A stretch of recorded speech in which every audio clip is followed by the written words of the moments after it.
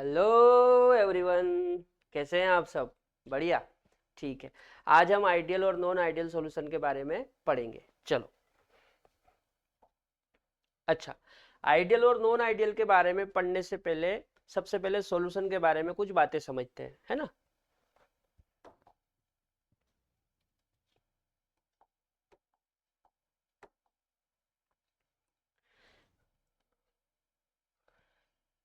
जैसे हमको सबको पता है कि solute plus solvent, solute plus solvent दोनों को मिलाने पर क्या बनता है? प्रोडक्ट बनता है। सॉरी, सॉल्यूशन बनता है। क्या बनता है? सॉल्यूशन बनता है। ठीक है बेटा। सोल्यूट प्लस सॉल्वेंट दोनों को मिलाएंगे तो दोनों को मिलाने से क्या बनेगा? सॉल्यूशन बनेगा। अच्छा,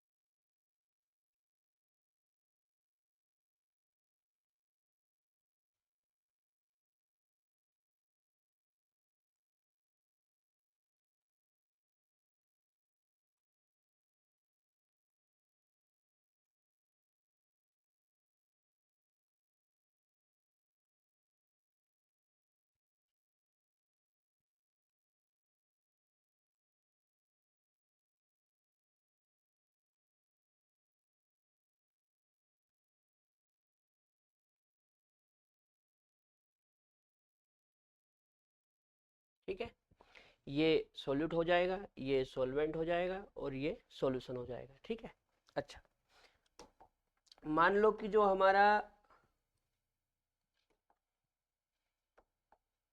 हमारा सॉल्यूट है उसमें ए टाइप के अट्रैक्शन फोर्स है, और जो हमारा सॉल्वेंट है उसमें बी टाइप के अट्रैक्शन फोर्स है। इसका मतलब ये है कि ये जो सॉल्यूट है ये प्योर ए है, मतलब इसमें प्योर ए है। प्योर ए लिक्विड बोल सकते हैं। क्या बोल सकते हैं? प्योर ए लिक्विड या pure liquid, pure liquid A. क्या बोल सकते हैं? Pure liquid A. इसको क्या बोल सकते हैं? इसको बोल सकते हैं प्योर लिक्विड बी। क्या बोल सकते हैं? Pure liquid B. ठीक है, प्योर लिक्विड बी। ठीक। अच्छा, दोनों को मिलाने से क्या बनेगा? सॉल्यूशन। दोनों को मिलाने से क्या बनेगा? सॉल्यूशन। सॉल्यूशन बनेगा, है ना। मतलब ए और बी। ठीक है, ए और बी टाइप का इसमें अट्रैक्शन फोर्स होगा। क्लियर?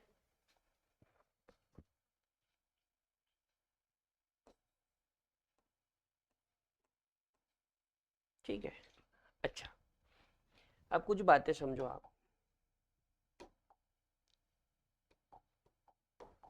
जैसे सबसे पहले हम बात करते हैं डेल वी की। किसकी? डेल वी की। तो डेल वी मिक्स मतलब change in volume, change in volume on mixing. Change in volume on mixing मतलब मिक्सिंग करने पर वॉल्यूम में क्या चेंज आता है, तो वो इस तरह से निकालेंगे। Del V mixing equal to V final minus V initial. V final minus V initial. ठीक है। अच्छा, इसी प्रकार डेल एच मिक्सिंग, ये क्या है?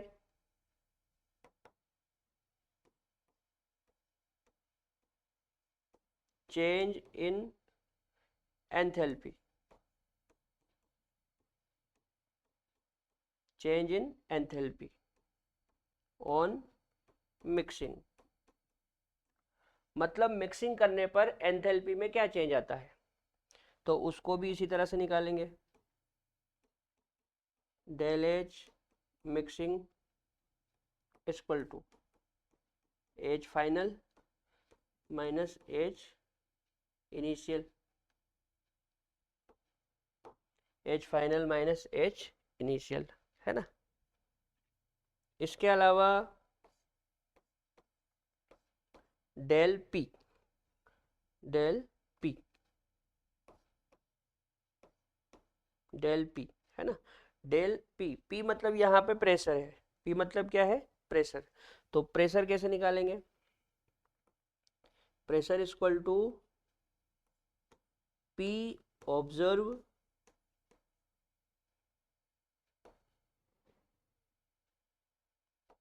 P observe minus P calculate,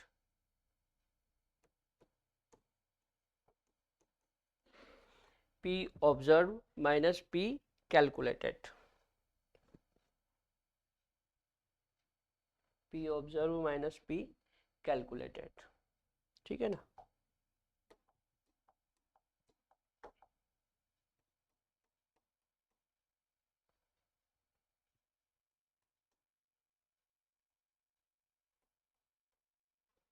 अच्छा, अब आप समझो, देखो क्या होता है, जैसे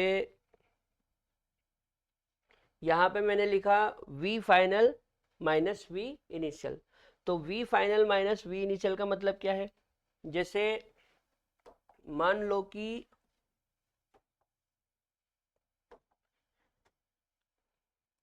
इसका जो वॉल्यूम होगा वो वी ए होगा, इसका जो वॉल्यूम होगा वो वी बी होगा, ठीक है, और इसका जो वॉल्यूम होगा उसको हम वी ए बी बोल देते हैं, क्या बोल देते हैं, वी ए बी, ठीक। अच्छा, उसी प्रकार यहाँ पे इसकी जो एंथैल्पी होगी उसको एच ए बोल देते हैं, इसकी जो एंथैल्पी होगी उसको एच बी बोल देते हैं, और इसकी जो एंथैल्पी होगी उसको एच ए बी बोल देते हैं, ठीक है। अच्छा,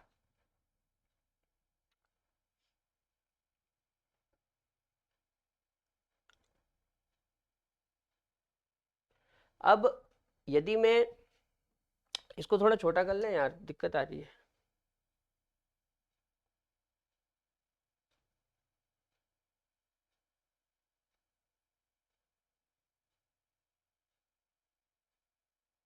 ठीक है,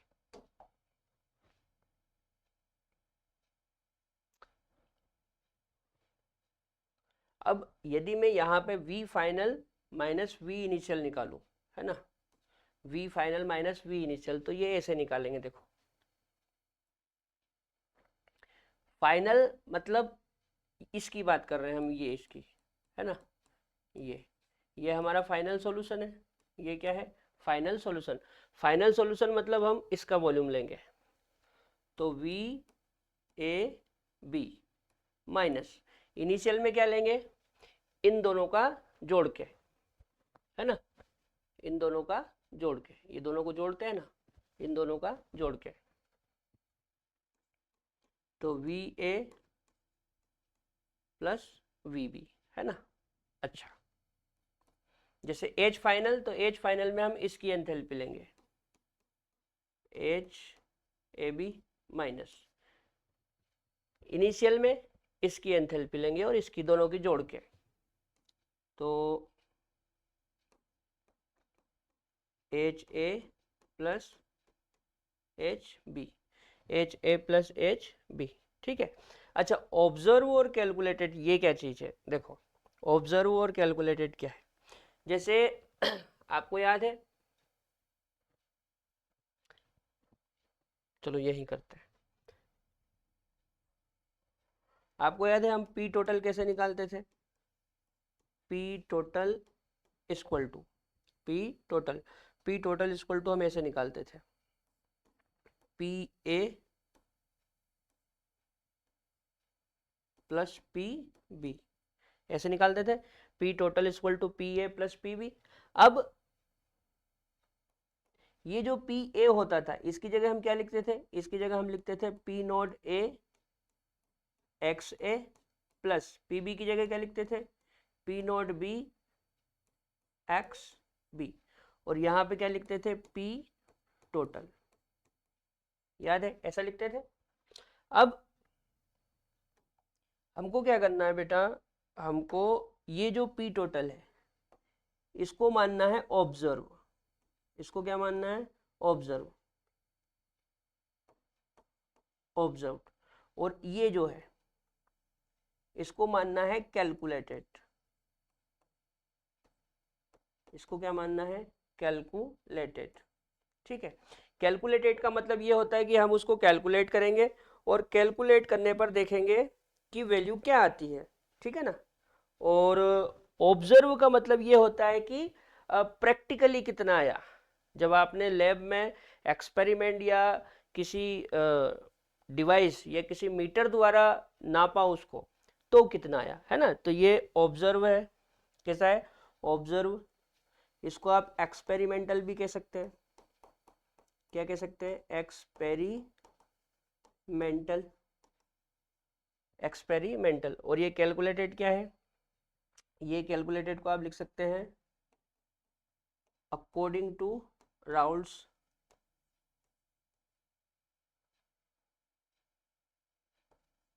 अकॉर्डिंग टू राउल्स, है ना। मतलब राउल्ट, ये राउल्ट का नियम है ना, P naught A X A plus P naught B X B, ये राउल्ट के हिसाब से अपन कैलकुलेट करते हैं। तो जो कैलकुलेटेड है उसको लिख सकते हैं अकॉर्डिंग टू राउल्स, और ये जो पी टोटल है इसको लिख सकते हैं ऑब्जर्व या एक्सपेरिमेंटल, ठीक है। तो यहाँ पे क्या करेंगे हम, ये जो ऑब्जर्व है ये तो ऑब्जर्व हो ही गया, और इसकी जगह आप लिख सकते हैं P naught A X A plus P naught B X B, ठीक है, ये इस तरह से। तो ऐसा करने पे हमारा डेल पी आएगा, क्या आएगा, डेल पी, ठीक है। अच्छा, इसके अलावा कुछ बातें और समझो।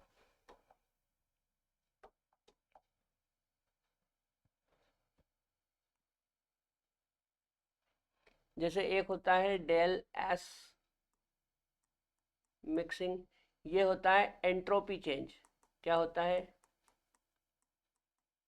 एंट्रोपी चेंज, ये क्या होता है, एंट्रोपी चेंज, ठीक है। तो याद रखना बेटा, मिक्सचर की जो एंट्रोपी होती है वो हमेशा पॉजिटिव आती है, मिक्सचर की जो एंट्रोपी आती है वो हमेशा कैसी आती है, positive.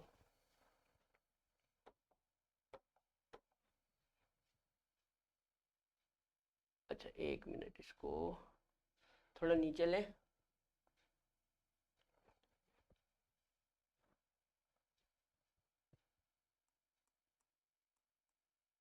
Del S mixing entropy change, entropy change दिख रहा है आप लोगों को, एंट्रोपी चेंज। तो मिक्सर की जो एंट्रोपी चेंज होता है वो हमेशा पॉजिटिव आता है ना,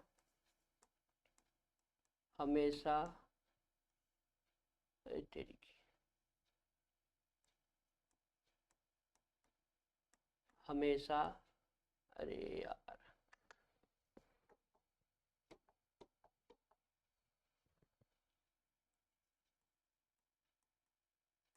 हमेशा पॉजिटिव आती है, ठीक है। मिक्सचर के लिए याद रखना, मिक्सचर की बात कर रहा हूं मैं यहाँ पे, किसकी, मिक्सचर की। मिक्सचर के लिए जो एंट्रोपी चेंज होता है वो हमेशा पॉजिटिव आता है, कैसा आता है, पॉजिटिव। अच्छा, इसके अलावा डेल जी मिक्सचर, इसको बोलते हैं Gibbs energy change, Gibbs, Gibbs energy change, क्या बोलते हैं, गिब्स एनर्जी चेंज। अच्छा, जो गिब्स एनर्जी चेंज होता है बेटा वो स्वतः अभिक्रियाओं के लिए नेगेटिव होता है और अस्वतः अभिक्रियाओं के लिए पॉजिटिव होता है ना। तो यहाँ पे हम लिखेंगे स्वतः। स्वतः मतलब स्पॉन्टेनियस, जो अपने आप होती है, स्वतः।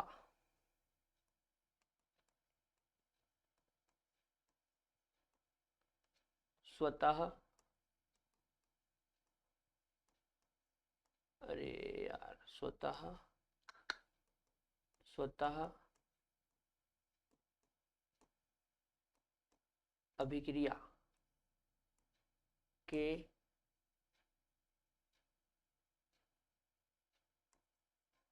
स्वतः अभिक्रिया के लिए, स्वतः अभिक्रिया के लिए नेगेटिव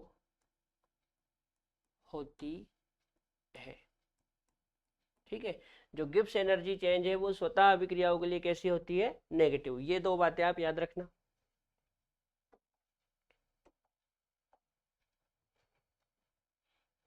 एक काम करो, पहले आप इसको नोट करो, फिर मैं एक बार आपको शुरू से समझाता हूं।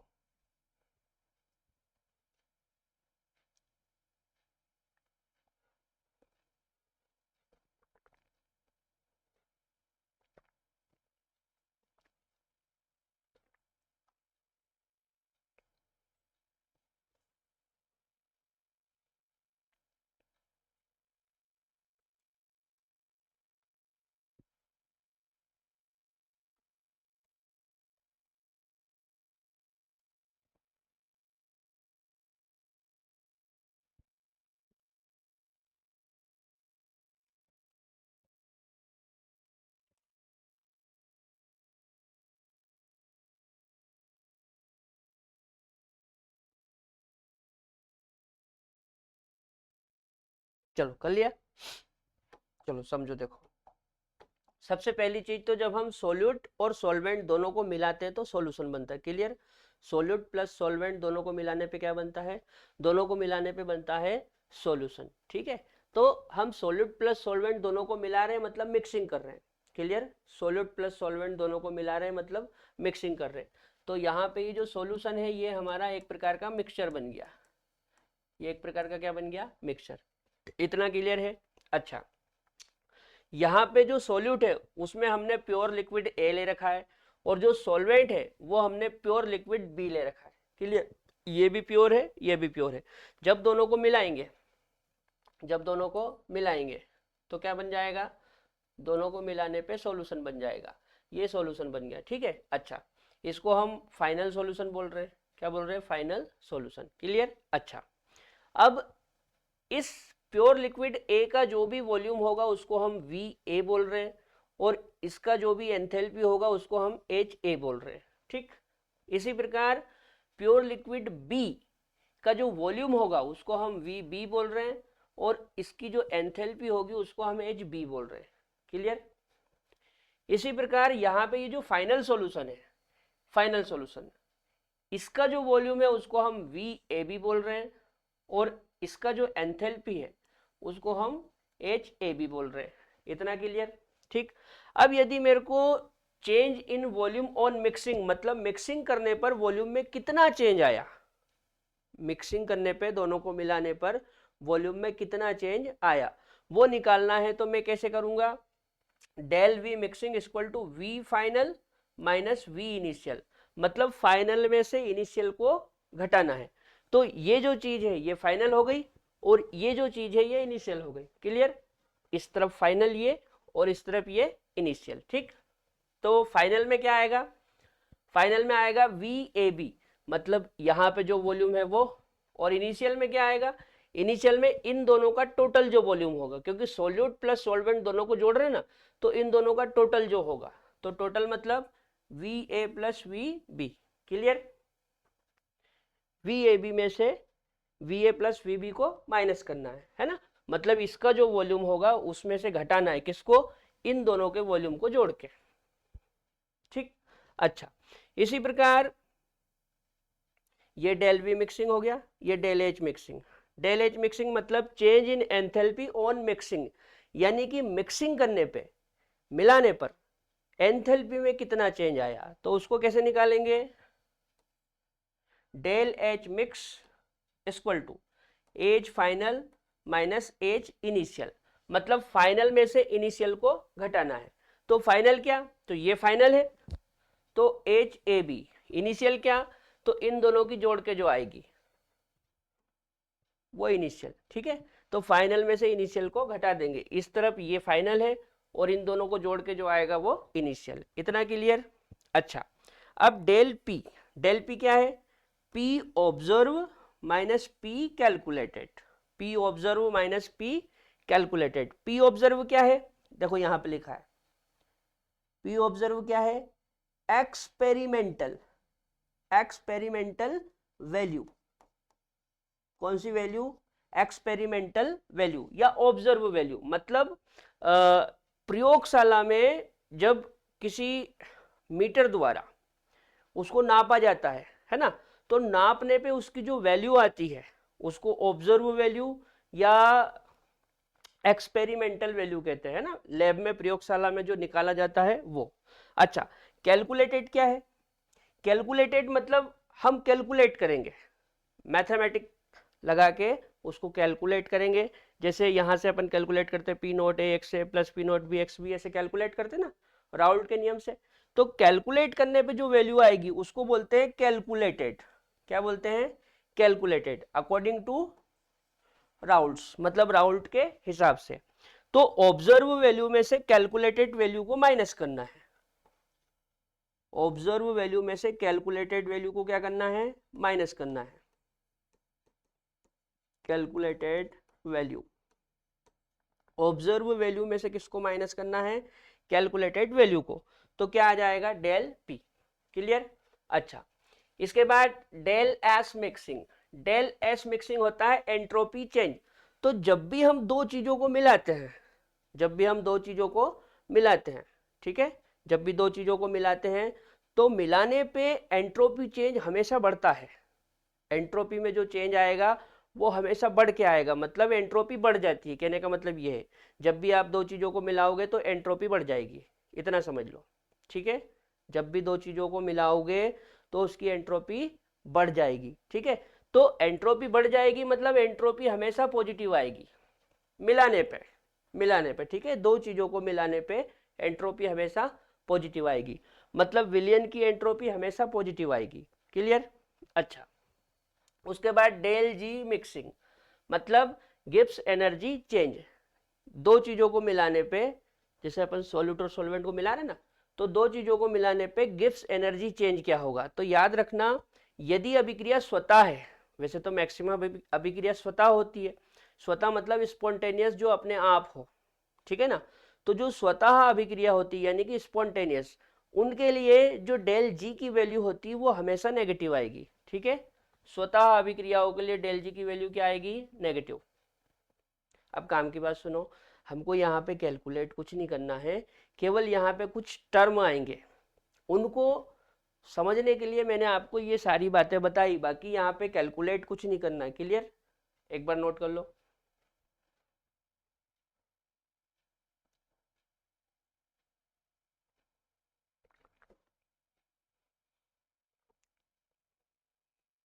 चलो, तो मेरे हिसाब से ये जो बोर्ड पे लिखा वो आपको समझ में आ गया होगा। अब हम आइडियल और नॉन आइडियल सॉल्यूशन की बात करते हैं। तो टाइप ऑफ सॉल्यूशन, देखो सॉल्यूशन दो प्रकार का होता है, आइडियल और नॉन आइडियल, है ना। तो लिख लेते हैं,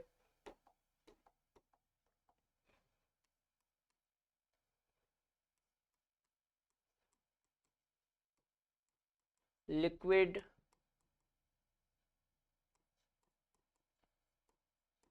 लिक्विड सॉल्यूशन, दो प्रकार, लिक्विड सॉल्यूशन दो प्रकार का होता है, ठीक है बेटा। लिक्विड सॉल्यूशन कितने प्रकार का होता है, दो प्रकार का होता है। दो प्रकार कौन से, पहला है आइडियल सॉल्यूशन,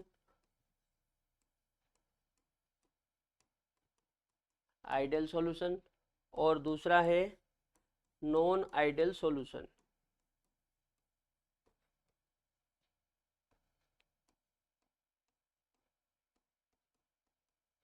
ठीक है, आइडियल सॉल्यूशन और नॉन आइडियल सॉल्यूशन। ठीक, आइडियल सॉल्यूशन क्या होता है? आइडियल सॉल्यूशन क्या होता है? ऐसा सॉल्यूशन जो सभी सांद्रताओं पर राउल्ट के नियम का पालन करे। ठीक है, ऐसा सॉल्यूशन जो सभी सांद्रताओं पर राउल्ट के नियम का पालन करे उसे हम बोलते हैं आइडियल सॉल्यूशन, यानी कि आदर्श विलयन। तो ये सभी सांद्रताओं पर, ये सभी सांद्रताओं पर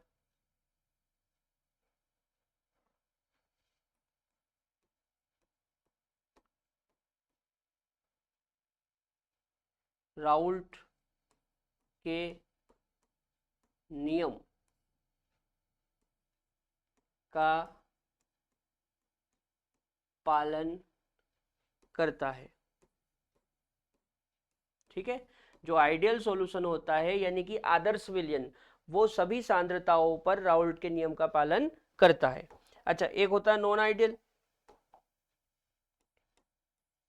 non ideal solution, non ideal solution.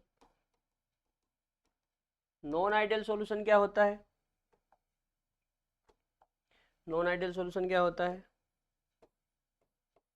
Non ideal solution उसको बोलेंगे जो राउल्ट के नियम का पालन नहीं करता है ना।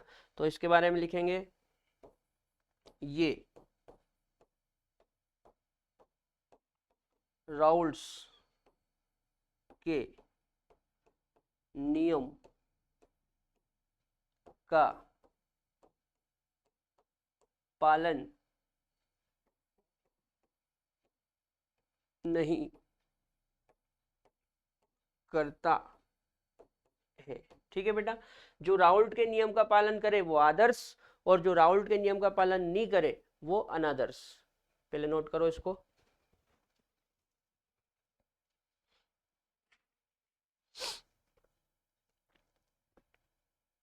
चलो आगे बढ़े। तो फर्स्ट हेडिंग है आइडियल सॉल्यूशन। अब आप कुछ बातें यहाँ पे याद रखना, मैं बता रहा हूं।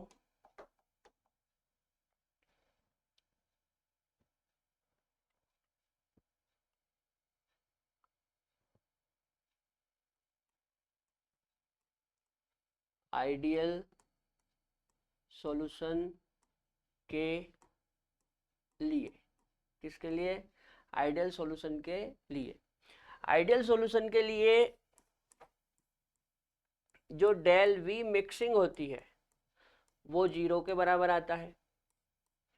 आइडियल सॉल्यूशन के लिए जो डेल एच मिक्सिंग होती है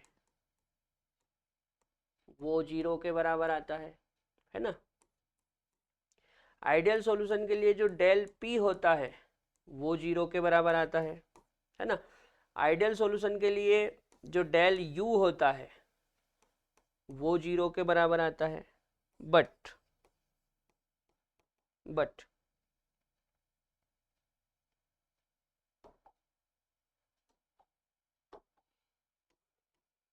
del S not equal to 0, del जी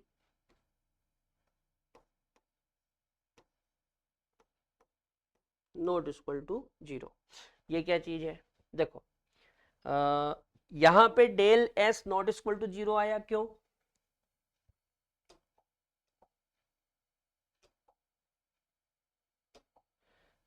पहले तो आप ये समझो, यहां पे क्या लिखा? Del S mixing, entropy change हमेशा पॉजिटिव आता है। जो एंट्रोपी चेंज है वो हमेशा पॉजिटिव आता है। यदि हम मिक्सिंग की बात करें, दो चीज़ों को मिलाएं, तो मिलाने पर उनका जो एंट्रोपी चेंज है वो हमेशा पॉजिटिव आएगा। कैसा आएगा? पॉजिटिव। अब पॉजिटिव आया मतलब 0 नहीं होगा। ठीक, उसी प्रकार अभिक्रिया हमेशा स्वतः होती है। अभिक्रिया कैसी होती है? स्वतः। और जब अभिक्रिया स्वतः होती है तो स्वतः अभिक्रियाओं के लिए डेल जी कैसा आता है? नेगेटिव। डेल जी कैसा आता है? नेगेटिव।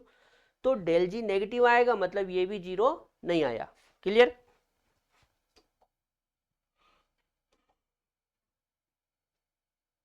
ये तो डेल एस कभी भी जीरो नहीं होगा, है ना। मिक्सिंग के लिए डेल एस हमेशा कैसा होता है, मिक्सिंग के लिए डेल एस हमेशा होगा पॉजिटिव। मिक्सिंग के लिए डेल एस हमेशा कैसा होगा, पॉजिटिव। पॉजिटिव होगा मतलब जीरो नहीं होगा। अच्छा, डेल जी गिब्स एनर्जी, ये क्या होगी, जो गिब्स एनर्जी है वो नेगेटिव होगी। कैसी होगी, नेगेटिव।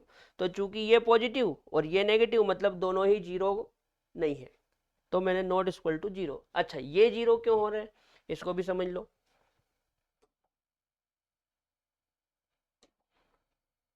फिर से देखो, जो आइडियल सॉल्यूशन होता है, जो आइडियल सॉल्यूशन होता है उसके लिए वी फाइनल और वी इनिशियल हमेशा बराबर होता है। आइडियल सॉल्यूशन के लिए वी फाइनल और वी इनिशियल हमेशा कैसा होता है, बराबर। ठीक है, बराबर कैसे, सोचो। जैसे मान लो मैंने ये 2 लीटर लिया और ये 2 लीटर लिया, ये 2 लीटर लिया और ये 2 लीटर लिया, दोनों को मिला के कितना हो गया, 4 लीटर। तो मेरे को यहाँ पे कितना मिलेगा, 4 लीटर। तो फाइनल भी 4 लीटर और इन दोनों को मिलाया तो वो भी 4 लीटर। तो 4 - 4 करूंगा तो जीरो। कुछ समझ में आया। इसी प्रकार एंथैल्पी का होगा, जितना एंथैल्पी इधर होगा उतना ही एंथैल्पी इधर होगा, यानी कि एंथैल्पी चेंज भी क्या आएगा, जीरो।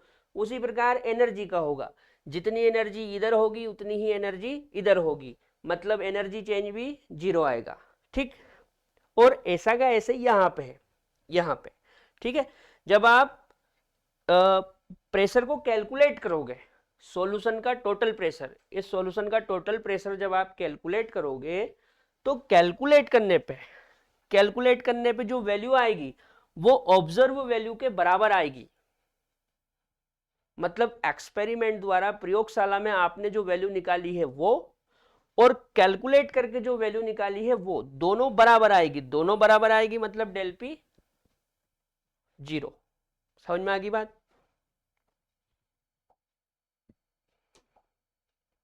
ये यानी कि डेल वी मिक्सिंग जीरो होगा, डेल एच मिक्सिंग जीरो होगा, डेल पी जीरो होगा, है ना, और डेल यू भी जीरो होगा।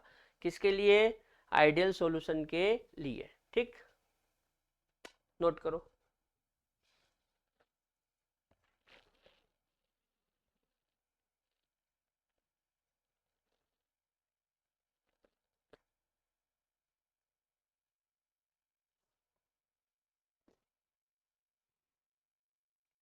चलो यहीं पे एक चीज देख लो, अट्रैक्शन फोर्स।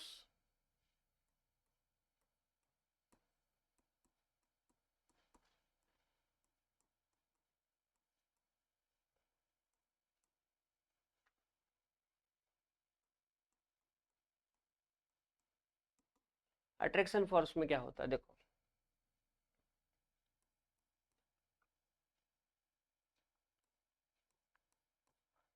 ए और बी बी,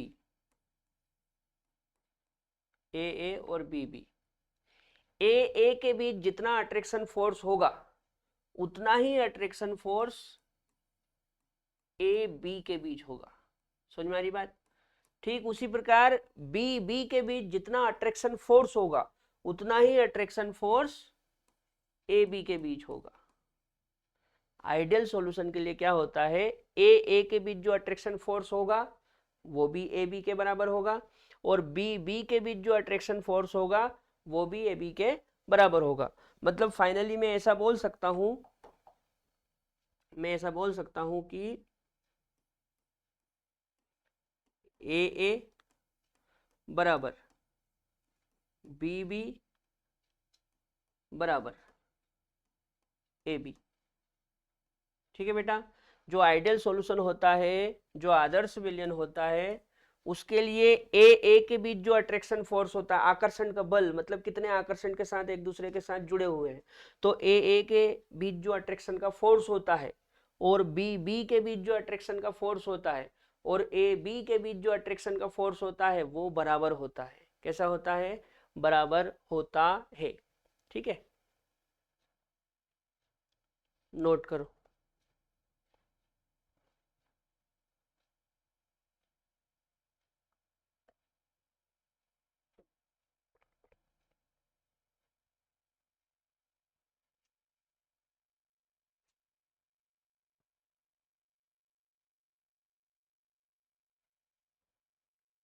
चलो आगे बढ़े। अब यहाँ पे एक ग्राफ बना लेते हैं अपन आइडियल सॉल्यूशन के लिए। आपको याद है कल एक डायग्राम बनाया था हमने आइडियल और नॉन आइडियल के लिए, सॉरी सॉल्यूशन के लिए, जो लिक्विड लिक्विड सॉल्यूशन था, राउल्ट ने में बनाया था ना लिक्विड लिक्विड सॉल्यूशन के लिए। तो वो जो हमने ग्राफ बनाया था वो आइडियल सॉल्यूशन का ही था। किसका था? आइडियल सॉल्यूशन का, क्योंकि कोई भी सॉल्यूशन जब होता है तो हम उसको आइडियल मान के ही चलते हैं, ठीक है। अच्छा, तो जैसे तुमको याद होगा उस दिन भी मैंने बताया था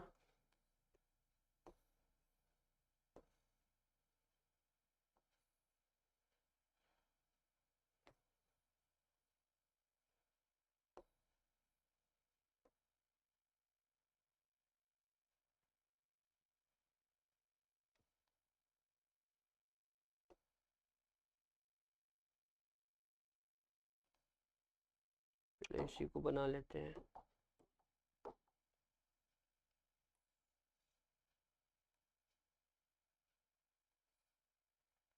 जैसे मान लो ये बी बी है, क्या है? बी बी, मतलब ये बी लिक्विड है ना, प्योर लिक्विड बी। क्या है ये? Pure liquid B, pure liquid B. ये क्या है? Pure liquid B. अब चूंकि ये प्योर लिक्विड बी है तो इसके लिए, इस प्योर लिक्विड के लिए क्या होगा? इसके लिए जो एक्स बी होगा वो 1 होगा और जो एक्स ए होगा वो 0 होगा, ठीक है ना। भाई देखो, बी बी है मतलब पूरा का पूरा प्योर है, ए है क्या? ए नहीं है। तो एक्स ए 0 और एक्स बी 1 है ना। ये कैसे आया? ये आप ऐसे चेक कर सकते हो। आपको याद है हमने जब मोल प्रभाव पढ़ा था तो ऐसा लिखा था X A plus X B equal to 1। X A plus X B equal to क्या होता है? 1। अब यहाँ पे ए तो है ही नहीं, मतलब ए इक्वल टू 0, तो यदि यहाँ 0 लिख दोगे तो फिर एक्स बी 1 हो गया ना, ठीक। अच्छा इधर देखो,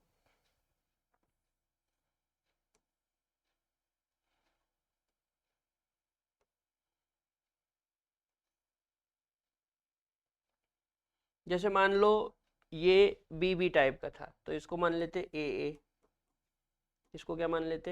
ए ए।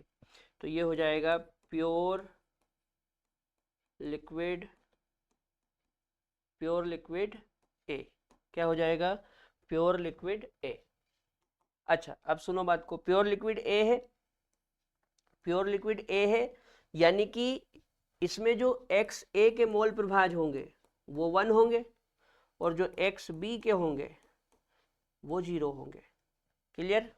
जो एक्स ए के होंगे वो क्या होंगे? 1। और जो एक्स बी के होंगे वो क्या होंगे? 0। ऐसा क्यों? ऐसा इसलिए क्योंकि मैंने तुमको पढ़ा रखा है X A plus X B equal to 1 होता है। X A plus X B equal to क्या होता है? 1 होता है। X A plus X B equal to 1 होता है। अब सोचो ये प्योर लिक्विड ए है, मतलब इसमें बी तो है ही नहीं ना, तो बी का मोल फ्रैक्शन तो 0 हो गया। तो बी यदि 0 हो गया तो फिर बचा क्या? ए। तो एक्स ए इक्वल टू 1, मतलब पूरा का पूरा ए है। बोलो इतना समझ में आया क्या? आगे बढ़े। अच्छा अब बात को समझो।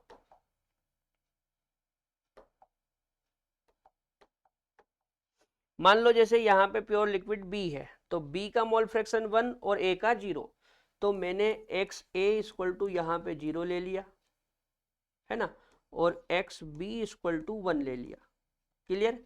अच्छा इस तरफ देखो, इस तरफ एक्स ए इक्वल टू 1 है और एक्स बी इक्वल टू 0 है, तो मान लो मैंने एक्स ए इक्वल टू यहाँ पे 1 ले लिया और एक्स बी इक्वल टू 0 ले लिया। बोलो इसमें कोई दिक्कत है क्या? एक्स ए बराबर 0 तो एक्स बी बराबर 1 और एक्स ए बराबर 1 तो एक्स बी बराबर 0, कोई दिक्कत नहीं। आगे बढ़े।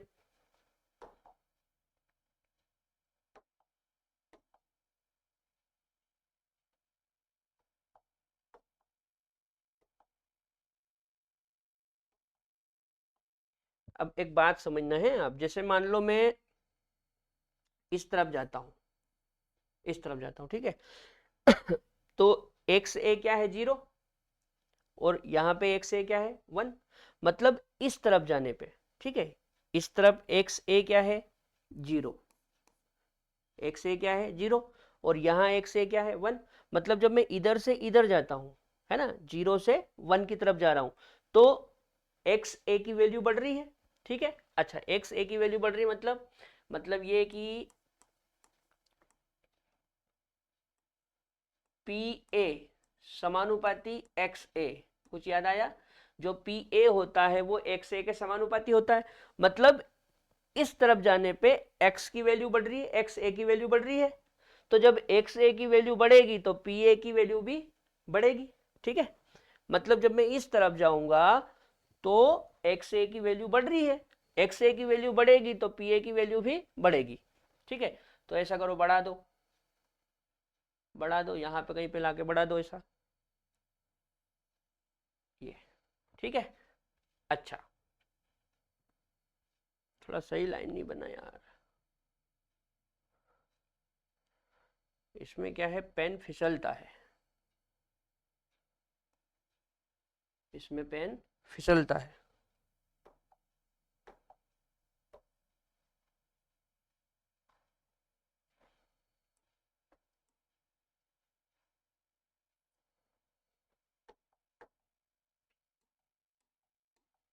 बोलो, इतना समझ में आया?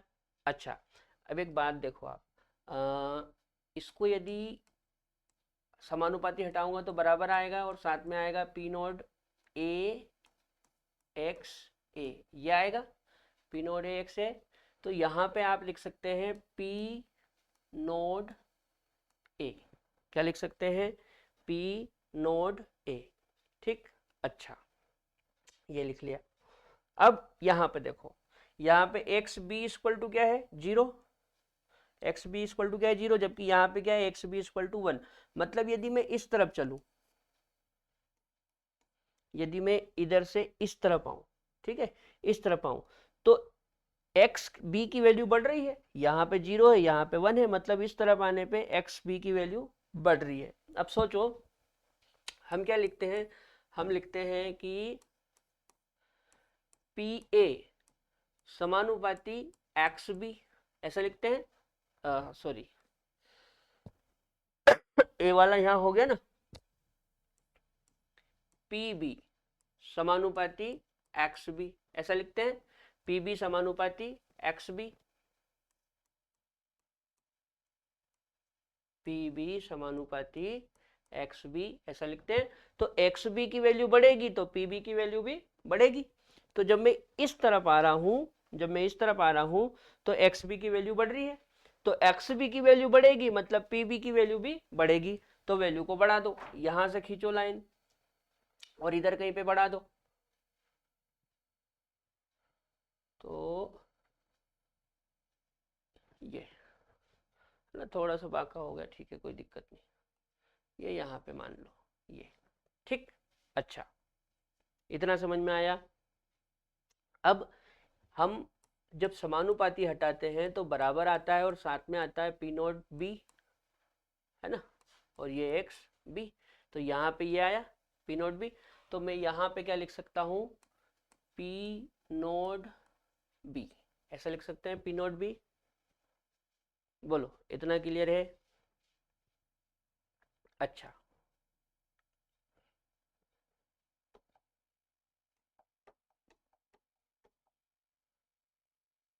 यहाँ पे इसको हम लिख सकते हैं पी ए, और ये ऐसा जा रहा है तो इसको लिख सकते हैं पी बी, ये क्लियर?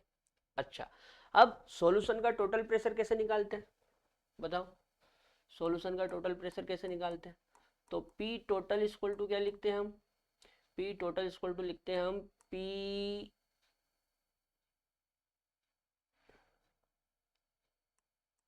ए प्लस पी बी, ऐसा लिखते हैं, P A plus P B, या फिर इसी को आगे अपन ऐसा भी लिखते हैं, P naught A X A plus P naught B X B, ऐसा लिखते हैं।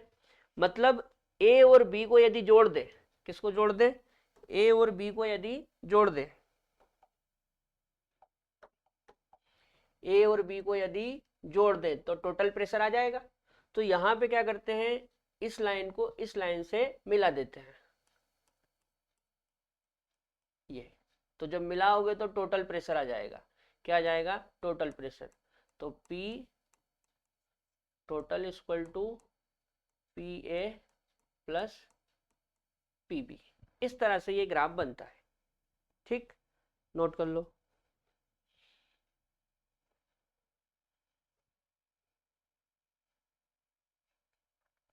अच्छा, यहाँ पे एक चीज तो हम भूल ही गए, हमने आइडियल सॉल्यूशन के एग्जाम्पल तो लिखे ही नहीं।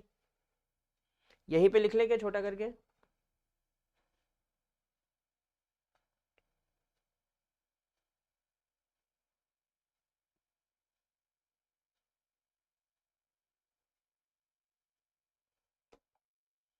देखो आइडियल सॉल्यूशन के एग्जाम्पल क्या होता है,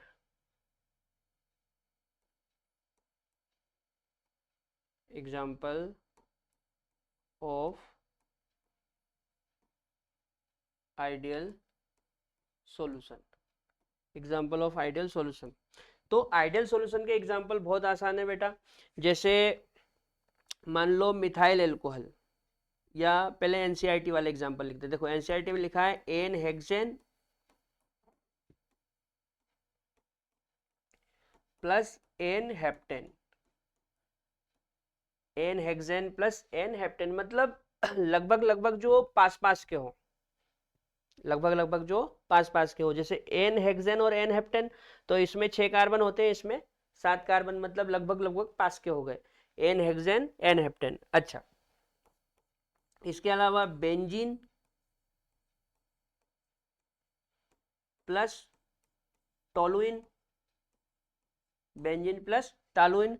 बेंजीन में 6 कार्बन होते हैं और टोलुइन में 7 कार्बन होते हैं, है ना। बेंजीन में कितने कार्बन होते हैं, 6, और टोलुइन में 7। मतलब ये भी लगभग लगभग पास वाले हो गए, बेंजीन टोलुइन। अच्छा, जैसे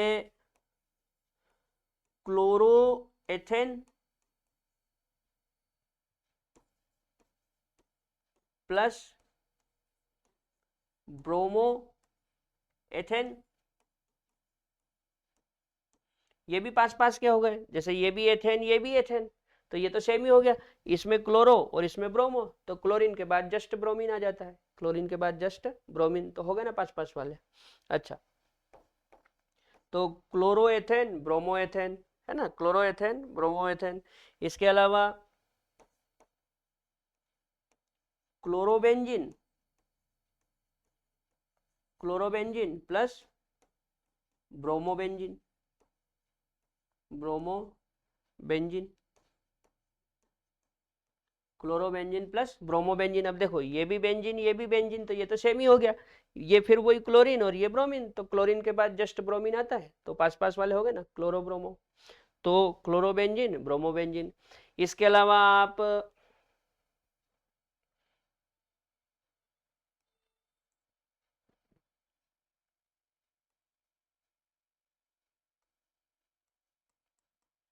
CH3OH प्लस C2H5OH, ये लिख सकते हैं। Methyl alcohol plus ethyl alcohol, ये क्या है, मिथाइल एल्कोहल, और ये क्या है, इथाइल एल्कोहल। तो methyl alcohol plus ethyl alcohol, तो ये भी तो पास पास वाले हो गए। मिथाइल के जस्ट बाद क्या आता है, इथाइल, इसमें 1 कार्बन और इसमें 2 कार्बन, तो methyl alcohol plus ethyl alcohol, है ना। ये भी आइडियल सॉल्यूशन हो गए। तो मेरे हिसाब से आपको समझ में आ गया होगा कि आइडियल सॉल्यूशन क्या होता है, जो पास पास वाले होते हैं, जैसे मिथाइल एल्कोहल, इथाइल एल्कोहल, है ना, N hexane N heptane, benzene toluene, chloroethane bromoethane, है ना, क्लोरोबेंजीन ब्रोमोबेंजीन। याद रहेगी बात, एन हेक्सेन के साथ एन हेप्टेन, बेंजीन के साथ टोलुइन, क्लोरोएथेन के साथ ब्रोमोएथेन, क्लोरोबेंजीन के साथ ब्रोमोबेंजीन, और ये हो गया मिथाइल एल्कोहल के साथ इथाइल एल्कोहल। पास पास वाले होना चाहिए, ठीक है ना, नोट कर लो।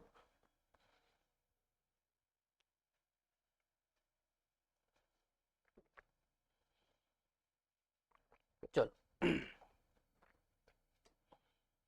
आइडियल सॉल्यूशन है ना, आदर्श विलयन।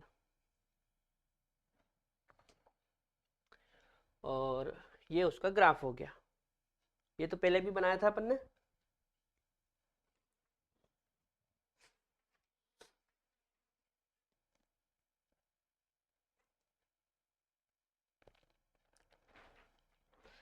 अच्छा यहाँ पे देखो, यहाँ पे ये वाला जो ये वाली जो लाइन है ये ज़्यादा ऊपर जा रही है, जबकि ये वाली लाइन थोड़ी नीचे है। तो इसका मतलब ये है कि यहाँ पे जो पी बी है उसका प्रेशर ज़्यादा है पी ए से।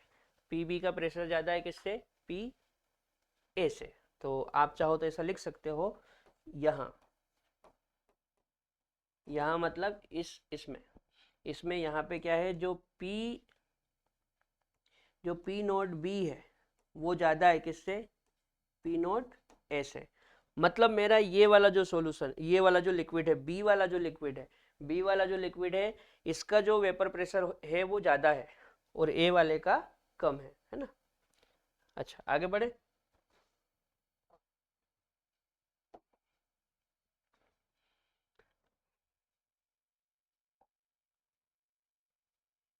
जीरो से वन की ओर जा रहा है तो ये ऐसा बढ़ेगा, है ना, ए।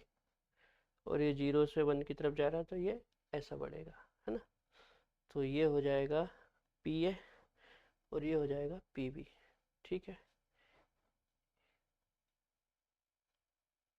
पी बी, पी बी है ना, और ये पी ए। ठीक है। अच्छा, अगला है नॉन आइडियल सॉल्यूशन। तो नॉन आइडियल सॉल्यूशन क्या होता है? जो राउल्ट के नियम का पालन नहीं करता उसको नॉन आइडियल सॉल्यूशन कहते हैं। क्लियर?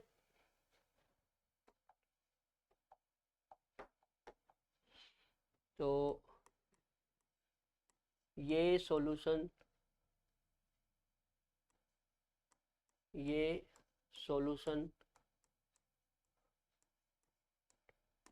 राउल्ट्स के राउल्ट के नियम का पालन नहीं करते। ठीक है बेटा, जो नॉन आइडियल होते हैं वो राउल्ट के नियम का पालन नहीं करते, है ना। अच्छा, नॉन आइडियल सॉल्यूशन के लिए, नॉन आइडियल सॉल्यूशन के लिए क्या होता है? देखो हमने आइडियल में क्या लिखा था, हमने आइडियल में लिखा था कि del V mix zero, del H mix zero, del P zero, del U zero, ये जीरो लिखा था, ये नॉट इक्वल टू जीरो थे। तो आइडियल में ये सब जीरो थे,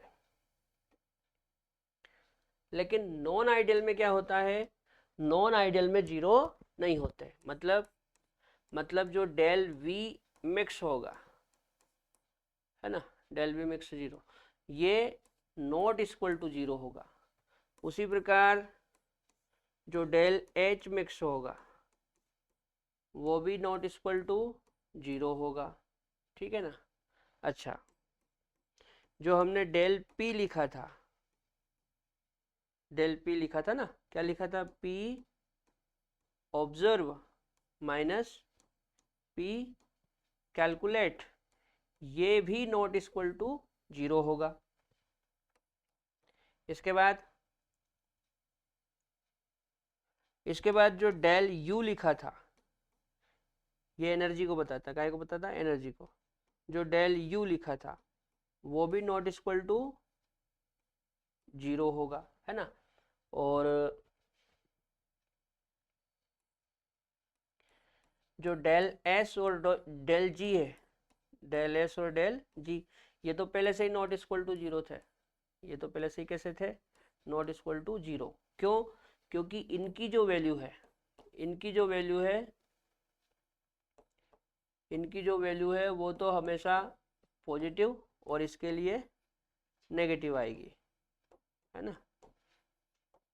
इनकी तो सेम ही रहेगी, आइडियल हो या नॉन आइडियल हो, आइडियल हो या नॉन आइडियल हो, एंट्रोपी चेंज के लिए पॉजिटिव होगा और गिव्स फ्री एनर्जी नेगेटिव होगा, क्योंकि मिक्सिंग करने पे, अब मिक्सिंग कर रहे हो तो आइडियल हो चाहे नॉन आइडियल हो, आपने मिक्सिंग कर दी तो फिर उससे फर्क नहीं पड़ता कि आइडियल है कि नॉन आइडियल है, एक बार आपने मिक्सिंग कर दी तो एंट्रोपी बढ़ेगी, मतलब बढ़ेगी, बात खत्म। तो डेल एस हमेशा पॉजिटिव होगा। अच्छा, डेल जी का क्या लफड़ा है?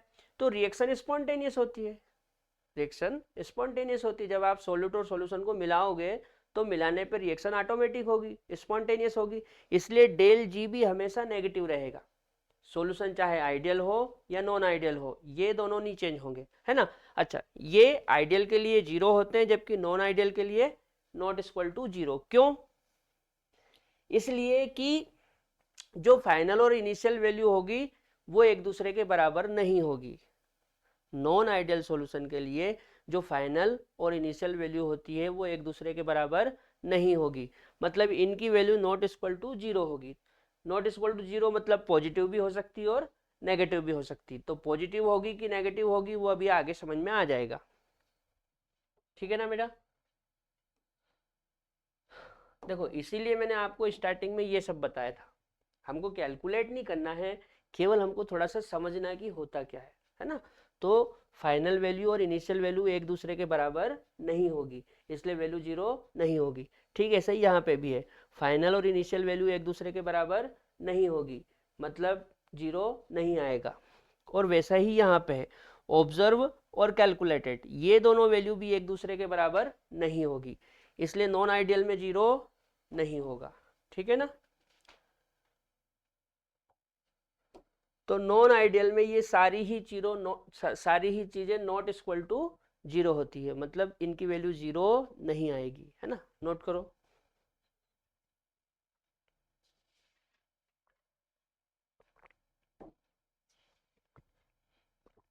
अब वैल्यू 0 नहीं आएगी मतलब क्या होगा? तो देखो, इनकी वैल्यू तो फिक्स है, इसकी पॉजिटिव आएगी इसकी नेगेटिव आएगी, लेकिन इनकी जो वैल्यू है वो पॉजिटिव भी हो सकती है नेगेटिव भी हो सकती है। अब पॉजिटिव कब होगी नेगेटिव कब होगी वो हम यहां से समझते हैं। देखो, types of non ideal solution, जो नॉन आइडियल सॉल्यूशन होता है ना वो दो प्रकार का होता है। कितने प्रकार का होता है? दो प्रकार का। तो ये सॉल्यूशन दो प्रकार के होते हैं। कितने प्रकार के होते हैं? दो प्रकार के। नंबर 1,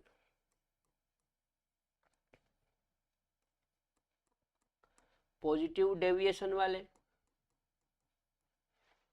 या पॉजिटिव डेविएशन वाला, और दूसरा नेगेटिव डेविएशन वाला। एक पॉजिटिव डेविएशन वाला और एक नेगेटिव डेविएशन वाला। From Raoult's law, from Raoult's law, और यहाँ पे भी लिख लेते हैं फ्रॉम राउल्स लॉ। ठीक है, मतलब जो नॉन आइडियल सॉल्यूशन है वो दो प्रकार का होगा। एक ऐसा होगा जो राउल्ट के नियम से पॉजिटिव डेविएशन शो करेगा, और एक ऐसा होगा जो राउल्ट के नियम से नेगेटिव डेविएशन शो करेगा, है ना। अब ये पॉजिटिव डेविएशन और नेगेटिव डेविएशन क्या होता है वो समझ लेते हैं। सबसे पहले solution showing solution showing positive deviation from Raoult's law, मतलब राउल्ट के नियम से धनात्मक विचलन दर्शाने वाले विलयन। राउल्ट के नियम से धनात्मक विचलन दर्शाने वाले विलयन। ठीक, अच्छा, बात को समझना क्या होता है ना। जैसे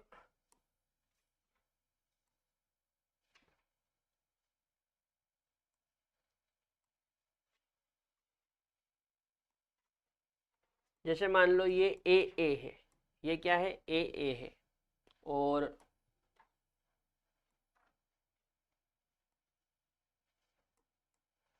ये क्या है? बी है। ठीक है, ये ए और ये बी। इन दोनों को जब हम मिलाएंगे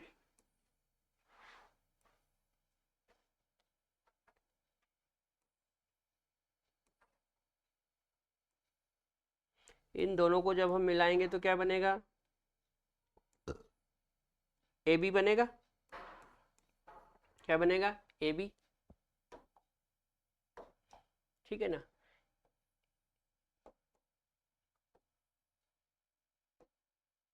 ठीक, इसको मान लो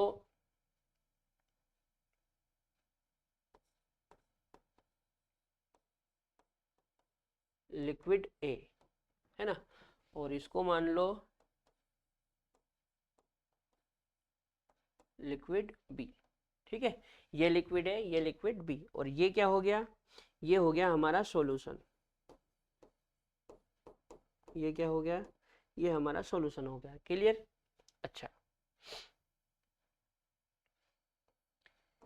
प्योर फॉर्म में इसका जो प्रेशर आता है उसको हम पी नॉट बी बोलते हैं, है ना, और इसका जो प्रेशर आएगा उसको क्या बोलेंगे, उसको बोलेंगे पी नॉट ए।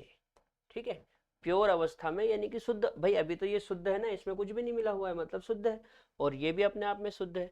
तो प्योर अवस्था में, प्योर फेस में जो प्रेशर आता है वो नॉट से रिप्रेजेंट करते हैं, तो पी नॉट ए, और ये हो गया पी नॉट बी। अच्छा, सॉल्यूशन में क्या करेंगे, सॉल्यूशन में क्या करेंगे, सॉल्यूशन में हम करेंगे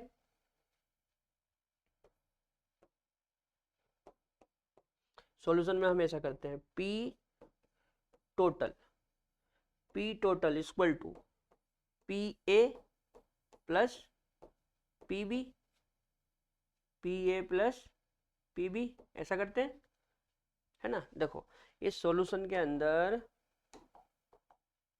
इस ए का जो प्रेशर होगा उसको पी ए बोल रहे हैं, और इस बी का जो प्रेशर होगा उसको पी बी बोल रहे हैं। क्लियर। अब जो पी बी होता है वो क्या होता है, पी बी होता है P naught B X B. P B क्या होता है, P naught B X B, और पी ए क्या होता है, पी ए होता है पी नोट ए एक्स है। ठीक है, पी ए क्या होता है, पी नोट ए एक्स है। तो ऐसा करो, इसको तो अभी हटा दो, नॉर्मल पी ए रहने दो, और इसको पी बी रहने दो, है ना, यहाँ पे कर लेते हैं। तो पी ए की जगह हम क्या लिख सकते हैं, P naught A X A plus P B की जगह P naught B X B. Clear. और ये जो है ये हो गया पी टोटल। ठीक, अब अभी थोड़ी देर पहले मैंने क्या बताया था आपको, ओ पेज बढ़ गया। अभी थोड़ी देर पहले मैंने आपको क्या बताया था स्टार्टिंग में, ये देखो, ये यहाँ पे P total equal to P A plus P B, वही चीज है। फिर P total equal to P A को क्या लिखा था, P naught A X A plus P naught B X B. Clear. अच्छा, जो पी टोटल है उसको मैंने ऑब्जर्व वैल्यू मानी थी, और जो P naught A X A plus P naught B X B है उसको मैंने कैलकुलेटेड वैल्यू मानी थी, मतलब ये ऑब्जर्व और ये कैलकुलेटेड। क्लियर। अच्छा,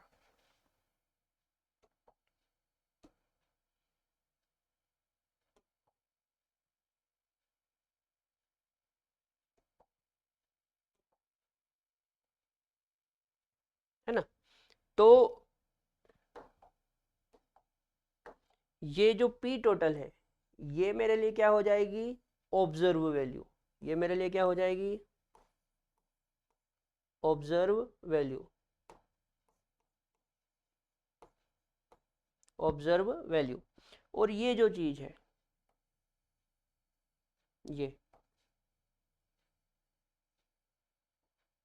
ये मेरे लिए क्या हो जाएगा, कैलकुलेटेड वैल्यू। क्या हो जाएगी, calculated value. Clear, calculated value.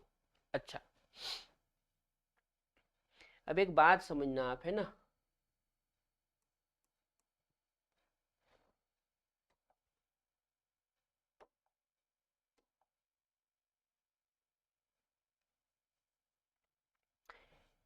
Solution showing positive deviation from Raoult's law, मतलब ये जो विलियन है ये राउल्ट के नियम से पॉजिटिव डेविएशन शो कर रहा है। पॉजिटिव डेविएशन का मतलब ये है कि जो डेल वी है वो भी पॉजिटिव होगा, जो डेल एच है वो भी पॉजिटिव होगा, और जो डेल पी है वो भी पॉजिटिव होगा। क्लियर? डेल वी भी पॉजिटिव होगा, डेल एच भी पॉजिटिव होगा और डेल पी भी पॉजिटिव आएगा। मतलब ये सॉल्यूशन राउल्ट के नियम से पॉजिटिव डेविएशन शो करेगा। ठीक है, अच्छा ऐसा क्यों हो रहा है? देखो सुनो, पहले इनके बीच जो अट्रैक्शन है उनकी बात करते हैं।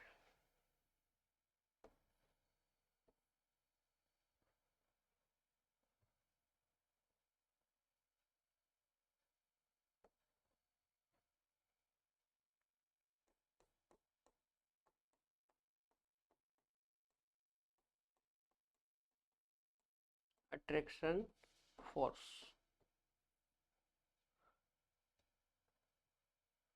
अट्रैक्शन फोर्स, ठीक है। देखो जैसे यहाँ पे P टोटल इक्वल टू, इसको माना ऑब्जर्व वैल्यू और इसको माना कैलकुलेटेड वैल्यू, है ना।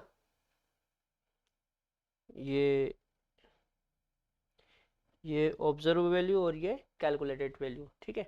अच्छा पहले अट्रैक्शन फोर्स की बात करें। देखो ए बी बी, क्या होगा यहाँ पे, ये जो सॉल्यूशन है ना, ये सॉल्यूशन, इस सॉल्यूशन का जो प्रेशर होगा वो बहुत अधिक होगा। बहुत अधिक तो नहीं बोल सकते, लेकिन इनके कंपेयर में ज़्यादा होगा। ये जो दोनों बना रखे हैं प्योर लिक्विड, इनके कंपेयर में ये जो सॉल्यूशन होगा इसका प्रेशर अधिक होगा। इसका प्रेशर कैसा होगा? अधिक होगा, ठीक है। कैसा होगा? अधिक होगा। प्रेशर अधिक होगा मतलब इसके जो बॉन्ड है, ये ए बी के बीच जो अट्रैक्शन फोर्स है ये कमजोर होगा। ये अट्रैक्शन फोर्स कैसा होगा? कमजोर होगा। मतलब ये वाले अट्रैक्शन फोर्स स्ट्रॉन्ग होंगे।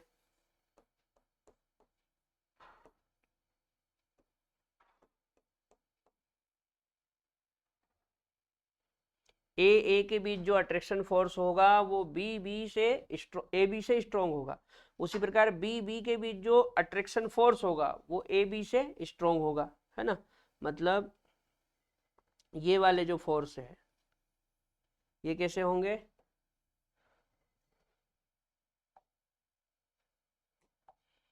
ये स्ट्रॉन्ग होंगे। कैसे होंगे?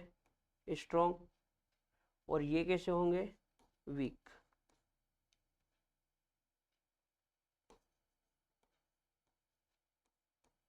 वीकर, है ना। ये स्ट्रॉन्गर लिख लो और ये वीकर लिख लो। पहले आप इतना नोट करो फिर मैं समझाता हूँ आपको। नोट करो।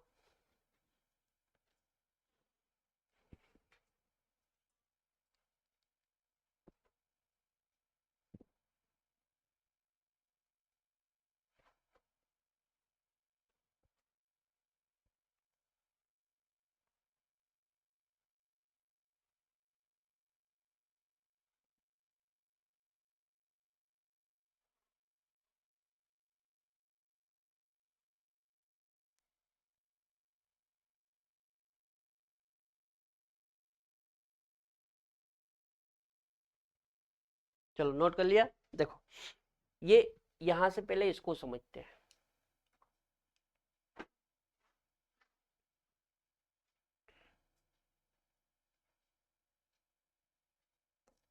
हमने क्या लिखा था? हमने डेल पी इक्वल टू लिखा था P observe minus P calculated, ऐसा लिखा था।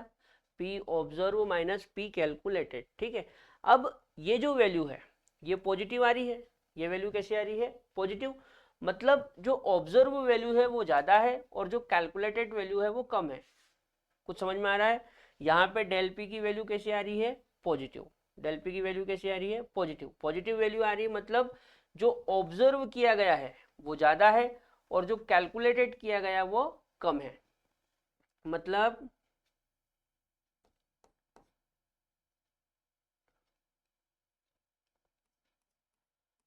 जो P ऑब्जर्व किया गया है वो ज्यादा है किससे? P कैलकुलेटेड से। इतना क्लियर है।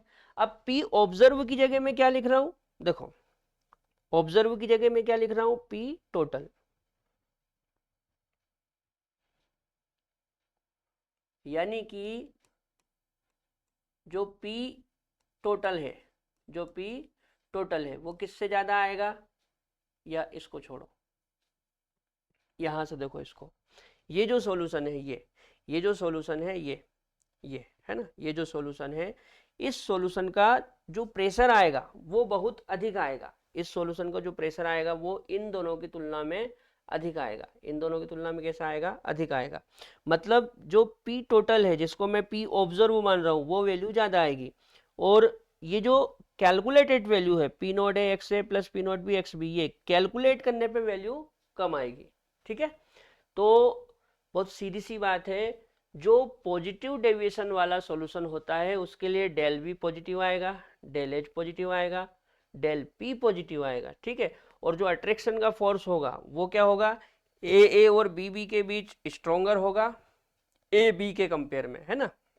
देखो आप खुद समझो, ये जो ए बी के बीच अट्रैक्शन फोर्स है वो वीक है, कमजोर है ना। मतलब यहाँ पे जो अट्रैक्शन फोर्स है ये आसानी से ब्रेक हो जाएगा, आसानी से ब्रेक हो जाएगा, आसानी से ब्रेक हो जाएगा, मतलब यहाँ पे प्रेशर बहुत अधिक बनेगा, यहाँ पे प्रेशर बहुत अधिक बनेगा, तो जो ऑब्जर्व वैल्यू होगी वो ज्यादा होगी, जबकि जो कैलकुलेटेड वैल्यू होगी वो कम होगी। ठीक है, नोट करो।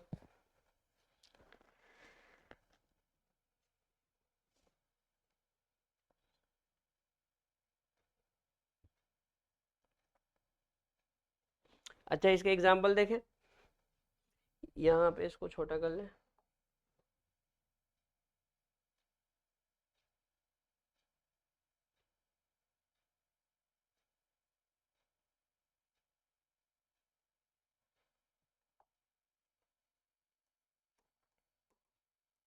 देखो एग्जाम्पल में एक तो एथेनॉल आ जाएगा, एथेनॉल प्लस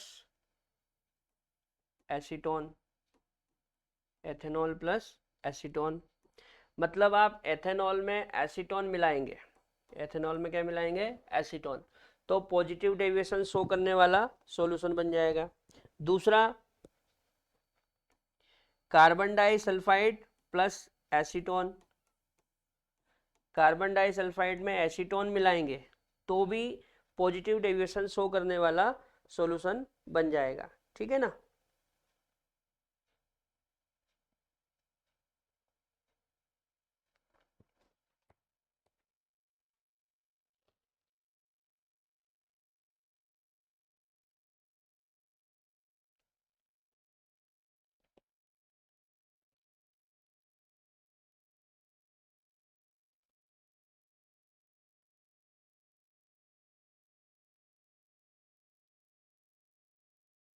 तो ethanol plus acetone, carbon disulphide plus acetone, इसके अलावा आप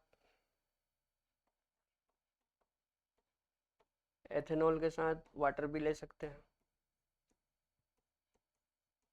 एथेनॉल के साथ वाटर, है ना। चलो आगे बढ़े, अगला इसका ग्राफ, है ना। चलो ग्राफ बना लेते हैं।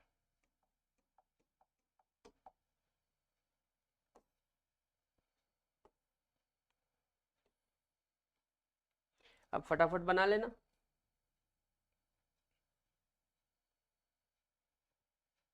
देखो यहाँ पे X A equal to 0, X B equal to 1, यहाँ पे एक्स ए इक्वल टू 1 और एक्स बी इक्वल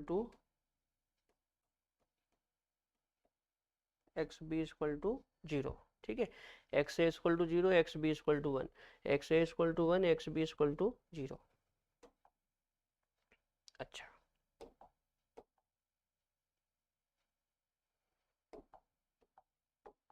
तो एक्स ए 0 है और एक्स ए 1 है, मतलब इस तरफ जाने पे एक्स ए की वैल्यू बढ़ रही है। जब एक्स ए की वैल्यू बढ़ेगी तो पी ए डायरेक्टली प्रोपोर्शनल होता है एक्स ए के, मतलब एक्स ए की वैल्यू बढ़ेगी तो पी ए की वैल्यू भी बढ़ेगी। है ना।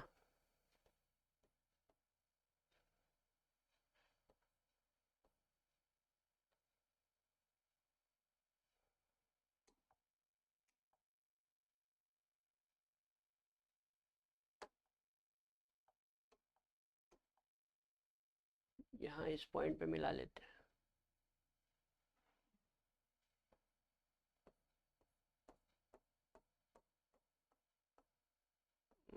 ऊपर चला गया पॉइंट, ठीक है, यहाँ कर लेते हैं।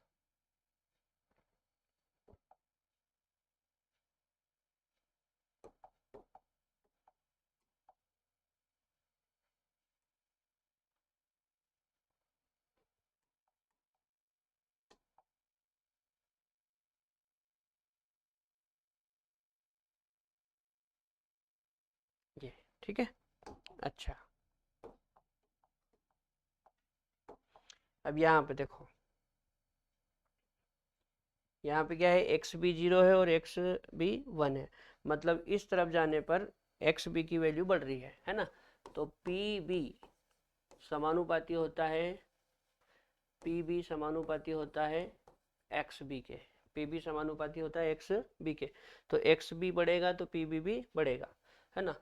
तो इस तरफ से, यहाँ से जब इस तरफ आएंगे तो एक्स बी बढ़ेगा तो पी बी भी बढ़ेगा। तो यहाँ पे कहीं मिला देते हैं।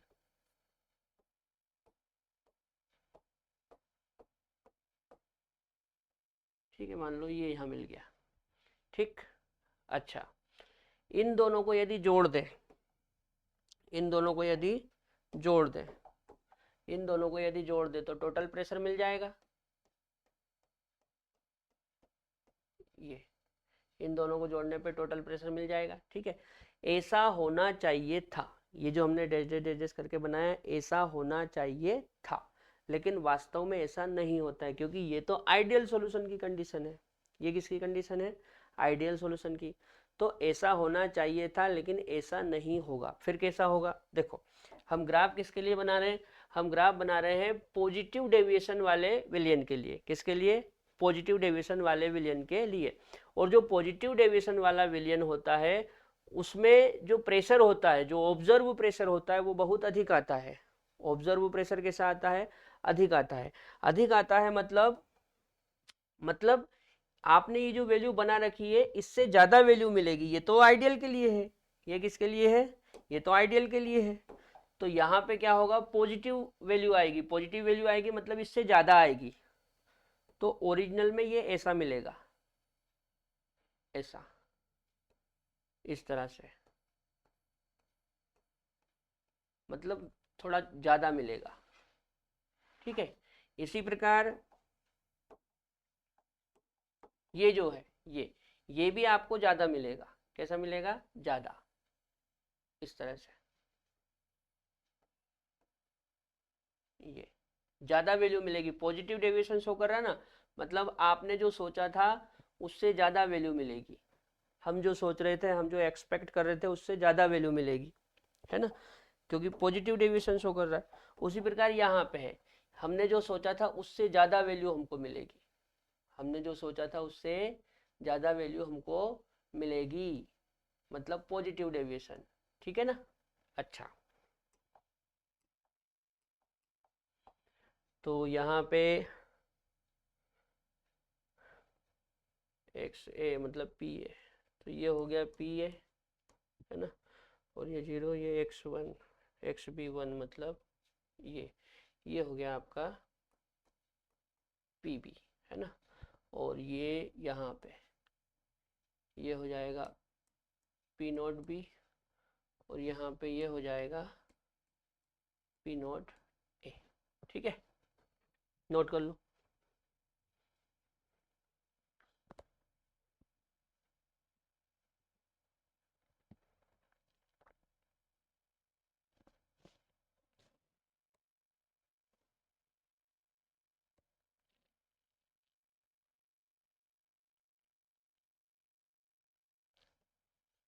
ठीक है ना बेटा। हम जो सोच रहे थे, जो एक्सपेक्ट कर रहे थे, उससे ज़्यादा वैल्यू मिलेगी। क्यों? क्योंकि ये पॉजिटिव डेविएशन शो कर रहा है। आगे बढ़े। अच्छा, ये पी टोटल है, ये क्या है? P total equal to P A, सर पे लिख दिया उसके,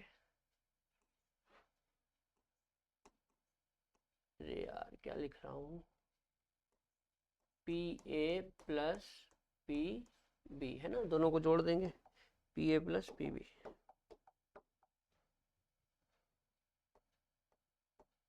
P A plus P B. आगे बढ़ जाएं, चलो।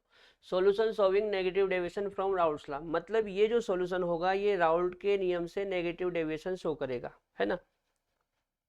देखो ये वाला क्या कर रहा था, राउल्ट के नियम से पॉजिटिव डेविएशन शो कर रहा था, ये वाला नेगेटिव डेविएशन शो करेगा, है ना। तो नेगेटिव डेविएशन में क्या होगा, डायरेक्ट लिख दूं, ये नेगेटिव डेविएशन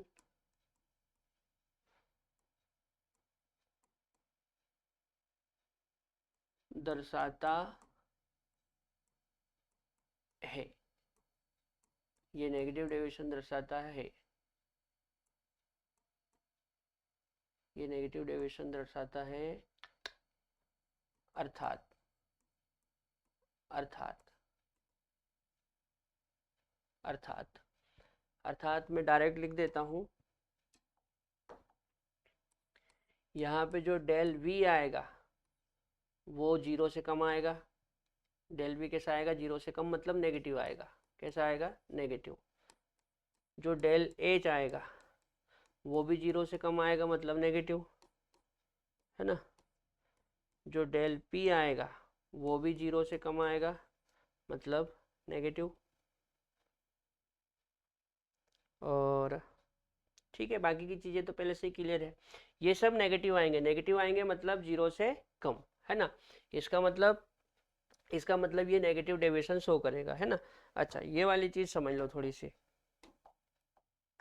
ये वाली, ये कैसे निकालते हैं हम, देखो del P equal to P observe minus P calculated, मतलब जो ऑब्जर्व वैल्यू होगी इस बार क्या होगा, देखो ये डेल पी नेगेटिव आ रहा है, डेल पी नेगेटिव आ रहा है, मतलब अब की बार क्या होगा, जो ऑब्जर्व वैल्यू होगी वो कम होगी और जो कैलकुलेटेड वैल्यू होगी वो ज़्यादा होगी, मतलब पी ऑब्जर्व कम होगा किससे, पी कैलकुलेटेड से, पी ऑब्जर्व कम होगा किससे, पी कैलकुलेटेड से, मतलब आपका जो पी ऑब्जर्व आएगा ये कम आएगा किससे, P naught A X A plus P naught B X B से, ठीक है ना भाई। हम कैलकुलेट कैसे करते हैं, P naught A X A plus P naught B X B, इस तरह से कैलकुलेट करते हैं। तो जो कैलकुलेट करने पे आएगा वो ज़्यादा आएगा किससे, पी ऑब्जर्व से, है ना। तो कैलकुलेट वैल्यू ज़्यादा आएगी तो ऑटोमेटिक ये नेगेटिव हो जाएगा, ठीक है। अब इसका मेन कारण क्या है, सुनो क्या होता है, ए के बीच अट्रैक्शन फोर्स होता है और बी के बीच भी अट्रैक्शन फोर्स होता है, ए के बीच अट्रैक्शन फोर्स और बी के बीच अट्रैक्शन फोर्स। तो अब की बार क्या हो रहा है, अब की बार जो हमारा सॉल्यूशन है, हमारा जो सॉल्यूशन है उसका प्रेशर कम आ रहा है, जो सॉल्यूशन है उसका प्रेशर कम आ रहा है ना। सॉल्यूशन का प्रेशर कम आ रहा है, मतलब जो अट्रैक्शन फोर्स है वो स्ट्रॉन्ग है, जो अट्रैक्शन फोर्स है वो स्ट्रॉन्ग है, मतलब अब की बार ये स्ट्रॉन्ग है, ये स्ट्रॉन्गर है और ये कैसे है, वीकर, ये कैसे वीकर। तो होगा क्या बेटा, जो ए बी के बीच बॉन्ड होगा ना वो स्ट्रॉन्ग होगा, कैसा होगा, स्ट्रॉन्ग होगा। यहां से पकड़ो, जो ए बी के बीच बॉन्ड होगा ना वो स्ट्रॉन्ग बॉन्ड होगा, स्ट्रॉन्ग बॉन्ड होगा तो आसानी से नहीं टूटेगा, आसानी से नहीं टूटेगा मतलब वेपर प्रेशर कम बनेगा, वेपर प्रेशर कम बनेगा मतलब हमारी जो ऑब्जर्व वैल्यू होगी, हमारी जो ऑब्जर्व वैल्यू होगी वो कम होगी, किससे? कैलकुलेटेड वैल्यू से, ठीक है, इसलिए प्रेशर नेगेटिव आएगा। कुछ आया समझ में? यहाँ पे ए बी के बीच जो अट्रैक्शन फोर्स होगा वो स्ट्रॉन्ग होगा, ए बी के बीच अट्रैक्शन फोर्स स्ट्रॉन्ग होगा, मतलब बॉन्ड आसानी से नहीं टूटेंगे, बॉन्ड आसानी से नहीं टूटेंगे, मतलब वेपर प्रेशर कम बनेगा, वेपर प्रेशर कम बनेगा मतलब जो ऑब्जर्व वैल्यू होगी वो कम आएगी, ऑब्जर्व वैल्यू कम आएगी मतलब कैलकुलेट ज़्यादा, ठीक है ना। तो कैलकुलेट के साथ क्या लगा रखा है आपने? नेगेटिव साइन, है ना। तो ये ज़्यादा होगा तो ऑटोमेटिक डेल पी नेगेटिव हो जाएगा। क्लियर? अच्छा, इतना नोट करो पहले।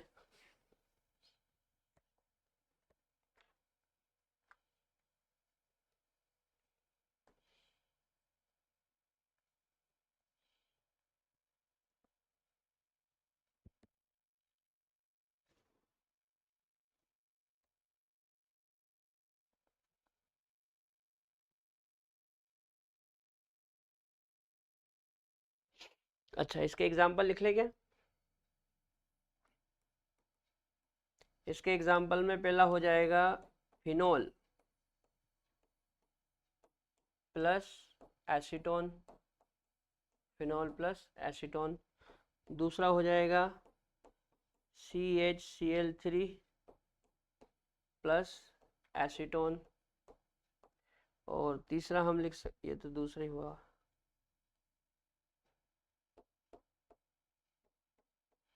तीसरा हम लिख सकते हैं strong acid plus water, strong acid plus water, मतलब स्ट्रॉन्ग एसिड के साथ आप कोई भी वाटर ले लो, सॉरी कोई भी स्ट्रॉन्ग एसिड ले लो और उसके साथ वाटर ले लो। जैसे मान लो H2SO4 स्ट्रॉन्ग एसिड होता है तो H2SO4 प्लस वाटर, जैसे HNO3 स्ट्रॉन्ग एसिड होता है तो HNO3 प्लस वाटर, है ना। जैसे HCl स्ट्रॉन्ग एसिड होता है तो HCl प्लस वाटर, तो स्ट्रॉन्ग एसिड के साथ वाटर, है ना। नोट करो।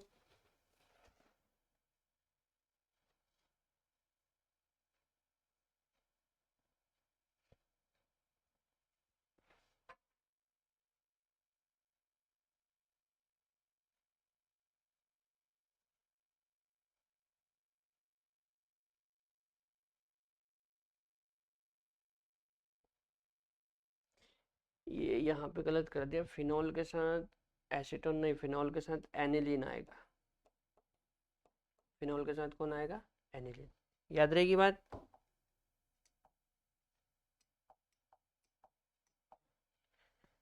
फिनोल के साथ कौन आएगा? एनिलीन।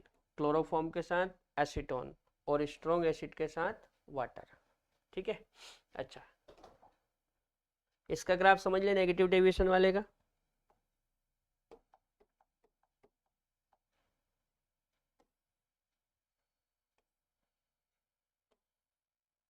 देखो बहुत आसान है। अब नेगेटिव में क्या होगा, जो वैल्यू आप एक्सपेक्ट कर रहे हो उससे कम वैल्यू आएगी, जो वैल्यू आप एक्सपेक्ट कर रहे हो, जो वैल्यू आप सोच रहे हो उससे कम आएगी। तो पहले तो हम सोच क्या रहे हैं, देखो हम ये सोच रहे हैं, पहले तो बना लें अपन कि हम सोच क्या रहे हैं।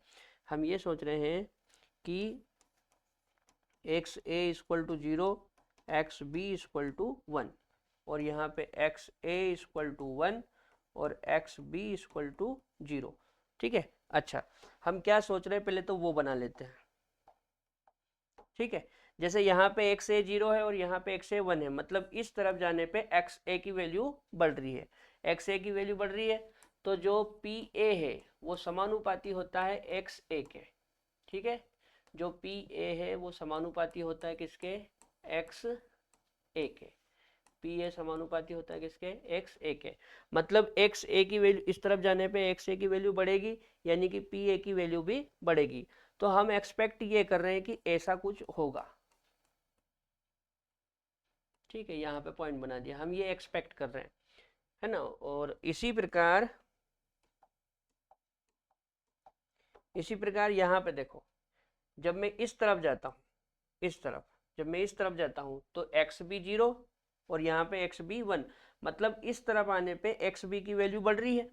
तो हम क्या लिखते हैं? हम लिखते हैं PB समानुपाती XB, ऐसा लिखते हैं, पी बी समानुपाती एक्स बी, मतलब एक्स बी की वैल्यू बढ़ेगी तो पी बी की वैल्यू भी बढ़ेगी। तो इस तरफ आने पे एक्स बी की वैल्यू बढ़ रही है, 0 से 1 हो रहा ना, मतलब वैल्यू बढ़ रही है, वैल्यू बढ़ेगी तो एक्स बी की वैल्यू बढ़ेगी तो पी बी भी बढ़ेगा। तो हम क्या एक्सपेक्ट कर रहे हैं कि जब हम इधर जाएंगे इस तरफ, ऐसे इधर जाएंगे, तो इधर जाने पे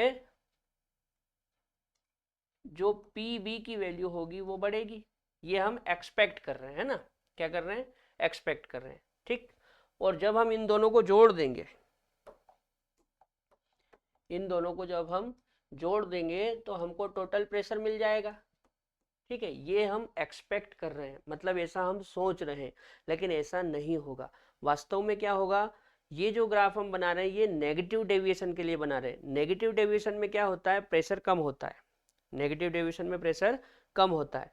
तो यहाँ पे हमको थोड़ा सा कम बनाना है, कम बनाना है मतलब देखो थोड़ा सा नीचे बनाना है, इस तरह से, ऐसा, ये ऐसा कम मिलेगा ना, तो ऐसा बनाना है ये, ठीक है। अच्छा, उसी प्रकार ये इसको थोड़ा ऐसा कम बनाना है, यूं करके, ऐसा कम होना चाहिए, यूं, ऐसा, ये कम होना चाहिए,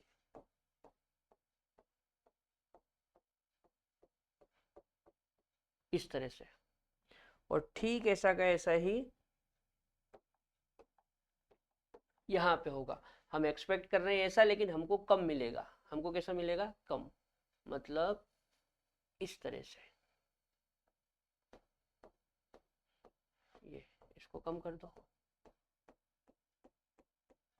ये कुछ आ रहा समझ में, इस तरह का ग्राफ बनेगा। तो ये क्या शो कर रहा है, नेगेटिव डेविएशन, क्या शो कर रहा है, नेगेटिव डेविएशन, है ना।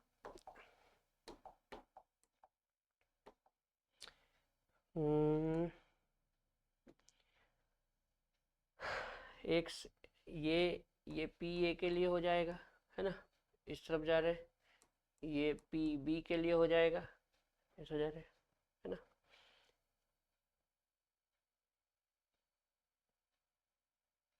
और ये क्या हो जाएगा, ये हो जाएगा P total equal to P A plus P B, है ना।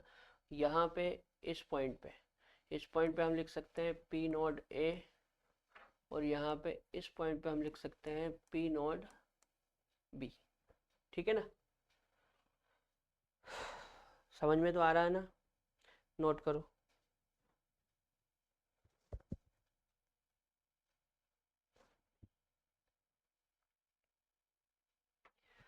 अब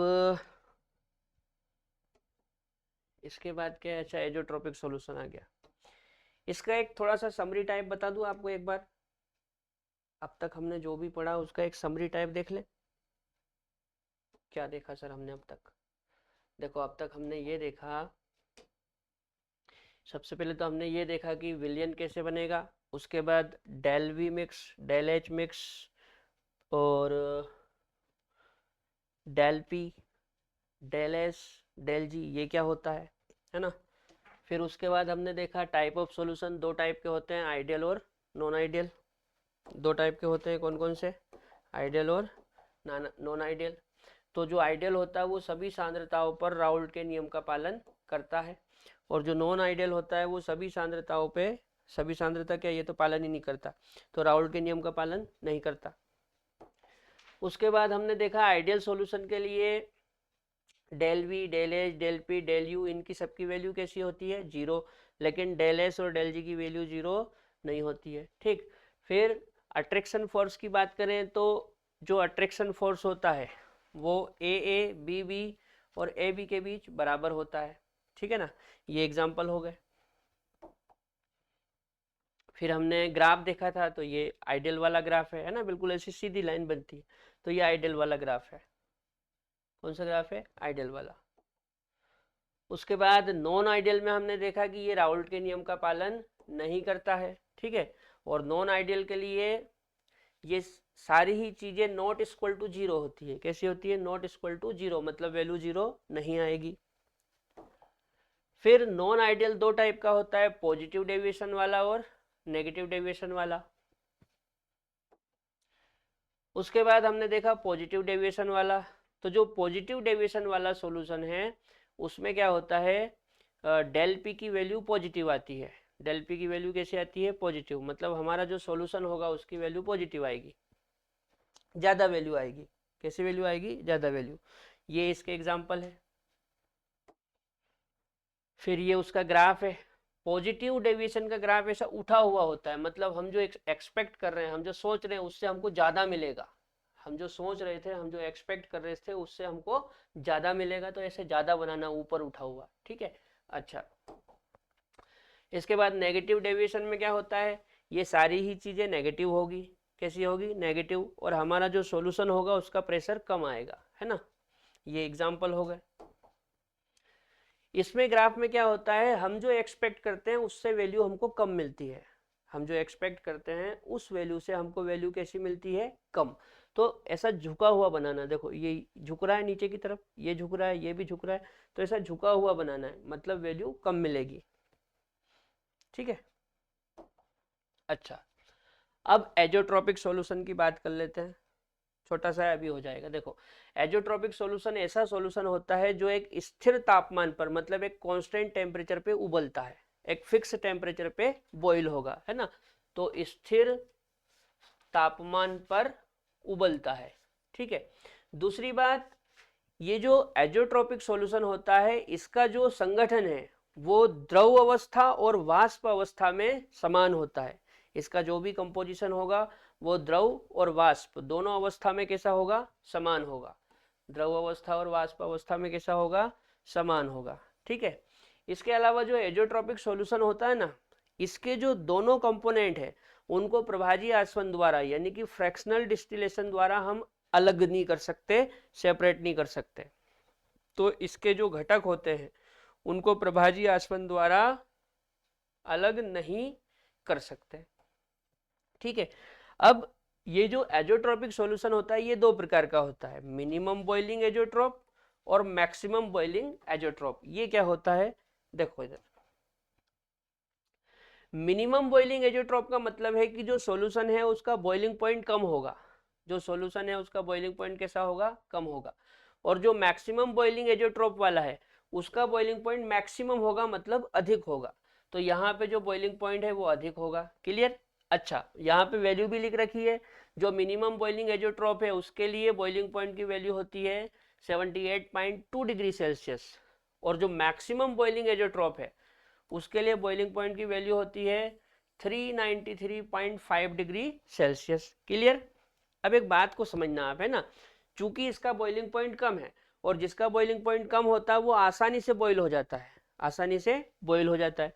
तो ये आसानी से उबलेगा, आसानी से उबलेगा तो जो बॉन्ड है वो बड़ी आसानी से टूट जाएंगे, और बॉन्ड बड़ी आसानी से टूट जाएगा तो ज्यादा से ज्यादा वाष्प दाब बनेगा, है ना।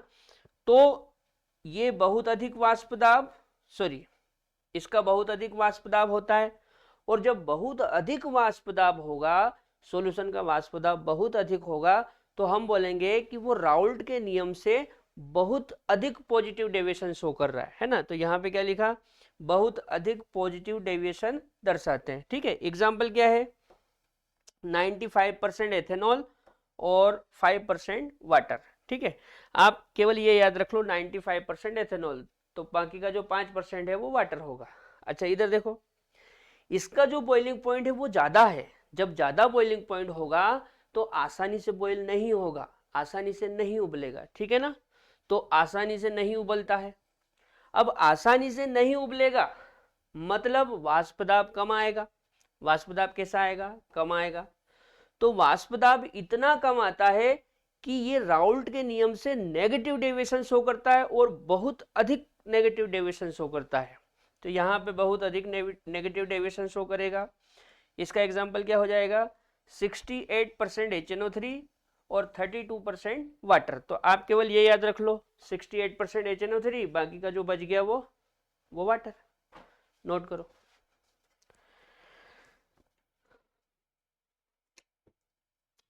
ठीक है बेटा। तो आज के लेक्चर में हमने ideal solution, non ideal solution और एजोट्रोपिक सॉल्यूशन के बारे में समझा।